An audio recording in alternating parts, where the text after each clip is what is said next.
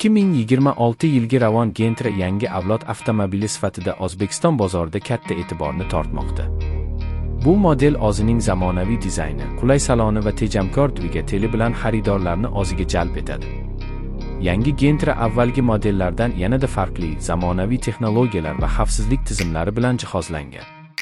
Avtomobilning tashqi ko'rinishi yanada agressiv va jozibali bo'lib, LED faralar, yangilangan radiator panjarasi hamda sport uslubidagi bamperlar unga zamonaviy ko'rinish beradi. Yon tomonlarda aerodinamik chiziqlar, orqa tomonda esa LED chiroqlar va yangicha shakldagi bagaj eshigi avtomobilga premium ko'rinish bagishlaydi. 2026 Ravon Gentra 1.5 litrli benzinli dvigatel bilan ta'minlangan bo'lib, u 115 ot kuchiga ega. Yangi 6 pogonali avtomatik uzatmalar qutisi yanada silliq harakatlanishni ta'minlaydi. Dvigatel tejamkor bo'lib, 100 kilometrga o'rtacha 6.5 litr yoqilg'i sarflaydi. Bu esa uni shahar va uzoq masofali safarlar uchun qulay qiladi. Salon ichki qismi ham sezilarli darajada yangilangan. Markaziy konsolda 9 dyumli sensorli multimedia ekrani, Bluetooth, Apple CarPlay va Android Auto tizimlari mavjud. Qulay o'rindiqlar, sifatli materiallardan tayyorlangan ichki qoplamalar va keng orqa o'rindiq bo'limi yo'lovchilar uchun maksimal qulaylik yaratadi. Xavfsizlik jihatdan ham yangi Gentra yuqori darajada. Unda 6 ta xavfsizlik yostiqchasi, ABS, EBT, ESP tizimlari, orqa kamera va Parktronic tizimi mavjud.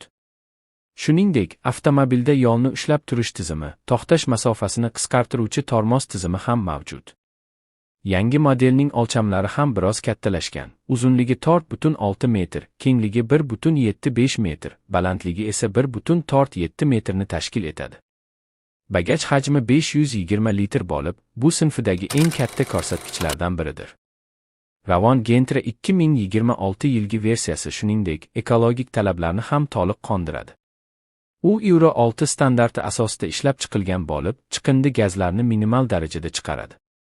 Narx masalasida yangi Gentra bozorda o'rta segmentga mo'ljallangan bo'lib, uning boshlang'ich narxi taxminan 15-17 AQSh dollari atrofida bo'lishi kutilmoqda.